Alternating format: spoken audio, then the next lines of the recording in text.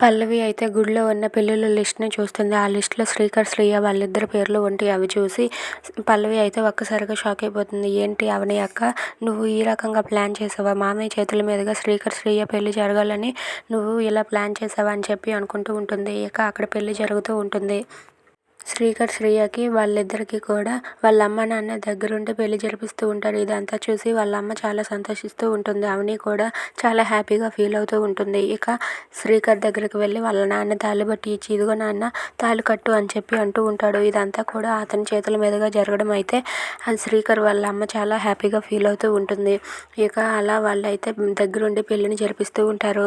వాళ్ళ అత్తయ్య అయితే అవని దగ్గరికి వెళ్ళి, "అమ్మ, నువ్వు చాలా మంచి పని చేసావమ్మా" అని చెప్పి అంటూ ఉంటుంది. ఇంతలో అక్కడ ఉన్న పల్లవి అయితే అవని వాళ్ళ పాపని తీసుకుని వచ్చి, "ఇదిగో అక్కడ ముసుగులో ఉన్నాడు కదా, అతను ఎవరో కాదు, మీ శ్రీకర్ బాబాయే, వెళ్ళి మీ శ్రీకర్ బాబాయ్‌ని పిలు" అని చెప్పి పల్లవి అయితే అవని వాళ్ళ పాపతో అంటూ ఉంటుంది.